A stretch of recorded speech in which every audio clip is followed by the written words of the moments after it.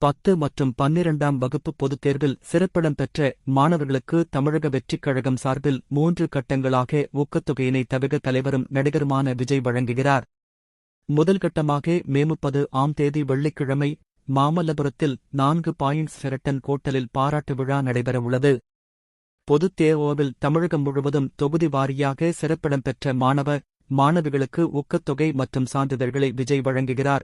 இதுகுறித்து தமிழக தலைமைக் கழகம் வெளியிட்டுள்ள அறிவிப்பில், தமிழ்நாடு மற்றும் புதுச்சேரியில் 10ஆம் வகுப்பு மற்றும் 12ஆம் வகுப்பு பொதுத் தேர்வு முடிவுகள் அண்மையில் வெளியானதை அனைவரும் அறிவீர்கள். இந்த பொதுத் தேர்வுகளில் தொகுதி வாரியாகச் சிறந்த மதிப்பெண்கள் பெற்ற மாணவச் செல்வங்களை தமிழக வெற்றிக் கழகத் தலைவர் விஜய் அவர்கள் நேரில் அழைத்துப் பாராட்டவுள்ளார். முதற்கட்டமாக மே 30, 2025 வெள்ளிக்கிழமை அன்று மாமல்லபுரத்தில் 4 பாயிண்ட்ஸ் ஷெரட்டன் ஹோட்டலில் பாராட்டு விழா நடைபெறவுள்ளது.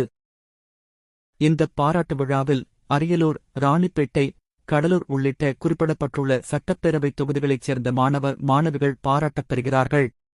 இந்த பாராட்டு விழாவில் மாணவச் செல்வங்களுக்கு அவர்களின் பெற்றோர்கள் முன்னிலையில் சான்றிதழும் ஊக்கத்தொகையும் வழங்கிக் கௌரவிக்க உள்ளார் என்று குறிப்பிடப்பட்டுள்ளது.